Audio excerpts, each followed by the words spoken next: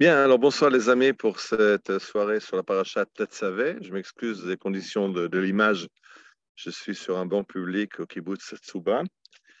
Et donc on va parler de la paracha de Tetzavé avec les enseignements du Rav Noam Perel. Alors, le verset que j'ai choisi, V'asita misbar miktar ktoret atse shitim taseoto. Je rappelle que la paracha de Tetzavé complète la paracha de la semaine dernière, la paracha de Teruma, et qu'il s'agit de la suite de la construction du Mishkan. Et on arrive à l'ordre de faire un autel pour les parfums, l'autel de l'encens, des parfums. Vasta Isbar Miktar Ktoret, tu feras un autel pour les parfums. Atsechitim Taseoto, tu le construiras en bois d'acacia. Ama Orkov, Ama Orbo Ravoye, une coudée de long, une coudée de large, il sera carré. Vamatem Komato, Menu Karnotav, et il aura deux coudées de hauteur et il aura des coins. Et alors, ce qui est important, c'est que le verset nous dit non seulement comment le construire, mais où le placer, où le situer. Tu le placeras devant le rideau qui sépare là où est l'arche d'alliance, l'ifna kaporet, vektir ala baron ktoret samim baboker baboker, et Aaron, il fera brûler de l'encens le matin, chaque matin, pardon, betivot anerot directement, au moment où il allume où il arrange les mèches de la menorah le matin, ou behalot Aaron et anerot ben arbaim, et quand l'après-midi il allume la menorah, yaktirena, alors il refait une offrande d'encens, donc il y a deux offrandes, le matin et le soir, une encens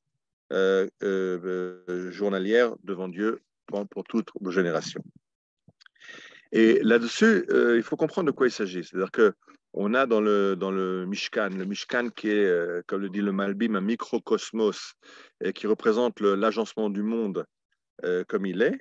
Dans ce Mishkan qui est l'agencement du monde, on trouve un ustensile très particulier qui est le misber et qui sert à amener des parfums. Et ça, c'est quelque chose qui nous amène à parler de ce qu'est le parfum, ce qu'est l'odorat et l'odeur dans le judaïsme. Alors, le Rav Noam Perel nous ramène un texte du Talmud qui dit la chose suivante: Varicho beyirat Adonai, velo le mare enav yishpot, velo le mishma oznav yochiach. C'est un verset de la prophétie qui dit que le Messie ne jugera pas à la vue ni à l'entendement. On sait que d'après la Torah, un juge doit écouter les témoins et avoir un récit exact de ce qui s'est passé.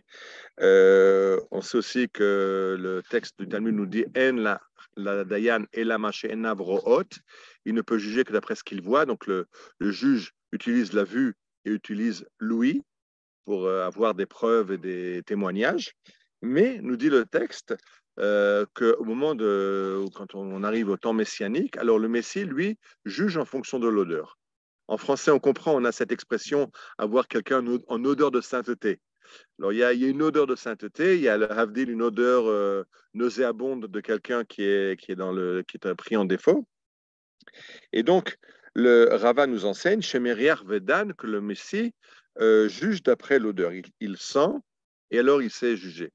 Je rappelle que quand Yitzhak donne la bénédiction à ses enfants, enfin, il donne la bénédiction à Yaakov, il y a marqué Vayarach et Reach Begadav. Il a respiré l'odeur de ses habits et dit Rachid a senti l'odeur du paradis qui venait avec Yaakov. Donc, dans certaines conditions, on peut juger, on peut comprendre la situation, pas d'après la vue, pas d'après l'ouïe, mais d'après l'odorat. Et le Talmud nous ajoute encore que Bar Korva, Malach Téchanim Umerza, Bar Korva, qui a dirigé la révolte contre les Romains, la seconde révolte contre les Romains, a réussi dans sa révolte pendant 2 ans et demi. Amar lehem la Chachamim, ani Mashiach. Il a dit aux Chachamim, je suis le Messie. Amroulo. Et alors les Chachamim ont dit, mais un Messie doit juger avec l'odeur. On a vérifié est-ce que Bar Korva savait juger à l'odeur. Et quand il a vu qu'il ne savait pas, ils ont dit, mais tu n'es pas digne, tu n'es pas qualifié pour être le Messie. Donc, on a une qualité, l'odorat, mais qui se développera au temps futur, au temps de la Géoula, au temps de la fin de l'exil, au temps que nous vivons actuellement. où on peut développer un odorat qui sait reconnaître la vérité d'après l'odeur qu'elle dégage. Alors, je dis en français, c'est facile parce que j'ai donné cette expression, avoir quelqu'un en odeur de sainteté, ou quand on veut dire de quelque chose, une affaire qui est louche, une affaire, alors on dit, ça pue, ça sent mauvais. C'est-à-dire que c'est vraiment c'est l'odorat comme, comme jugement de valeur. Est-ce que la valeur, est-ce que c'est quelque chose de droit qui est devant nous, est-ce que c'est quelque chose de tordu? Et alors, le Rav Noam Perron nous enseigne, c'est pour ça que ce misbéach des parfums se trouve au centre du sanctuaire, devant le Haron, devant l'Arche d'Alliance. Dans la partie, l'Arche d'Alliance, c'est la partie qui est Kodesh HaKodashim, le Saint des Saints. Mais dans la partie devant, il y a trois ustensiles. Il y a d'un côté la menorah, le chandelier, de l'autre côté, il y a la table avec les pains. Et entre les deux, un peu décalé, mais entre les deux, on trouve l'autel des parfums. Et alors, le Rav Noam Perron, c'est de ça qu'il s'agit, que l'autel des parfums va faire dégager une nuée, il va y avoir de la fumée odorante qui se dégage et qui remplit en fait tout l'espace du tabernacle. Donc l'espace qu'il y a entre la menorah et entre l'autel des pains est rempli de cette fumée et de cette odeur. Et dit le Rav Noam Perron, la menorah symbolise la connaissance, la sagesse, le côté spirituel. La table avec les pains correspond au matériel, au pain, à ce qu'on mange, donc les choses tangibles. Mais tout l'espace de toute la tente est rempli de cette odeur des parfums. Donc il dit le parfum, c'est cette possibilité de remplir l'espace. Ça donne un peu cette idée qui est très, très chère à la Kabbalah. Elle revient beaucoup dans les livres du Hari, que let atar panouï miné, il n'y a aucun endroit qui est vide de la présence divine. Alors, quand il s'agit de quelque chose qui est tangible, une bougie, elle est à un certain endroit, la lumière se disperse. Mais on a du mal à comprendre, à relier la lumière à la bougie. La bougie, elle est d'un côté, la lumière, elle est autour.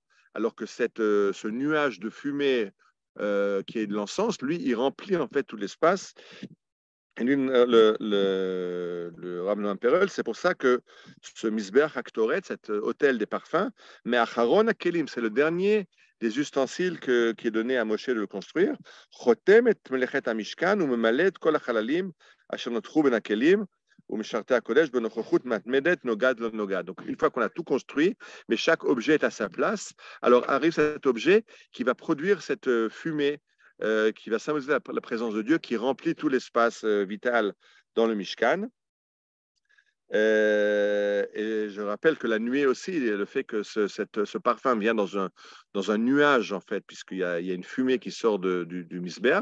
Ce nuage, on l'a rencontré au mont Sinaï, au don de la Torah. Ce nuage, on l'a rencontré devant le peuple d'Israël. C'est lui qui guide le peuple d'Israël.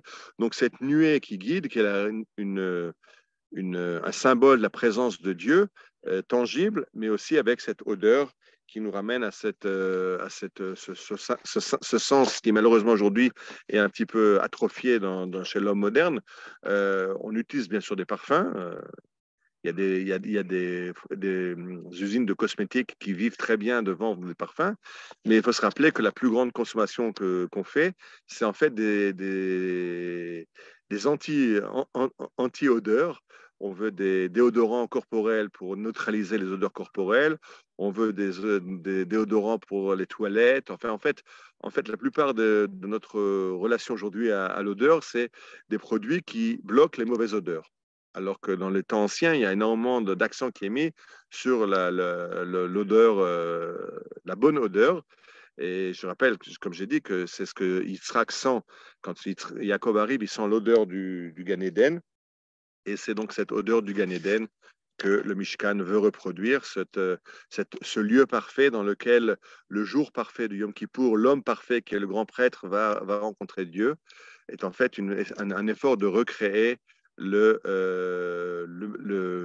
paradis perdu. C'est pour ça aussi que quand on sort du Shabbat, on a du mal à revenir dans le monde qui n'est pas le Shabbat, le monde de l'action, de l'activité des hommes. Et c'est pour ça qu'en quittant le Shabbat, on va faire une bénédiction sur les parfums. À la Havdalah, on va avoir une bénédiction sur des herbes odoriférantes parce que c'est, dit la Gemara, c'est c'est vraiment le sens duquel l'âme profite. C'est-à-dire que les autres sens sont beaucoup plus matériels et le sens le plus élevé de l'homme, c'est l'odorat. Et c'est pour ça que c'est le dernier des composants du Mishkan, cet hôtel des parfums.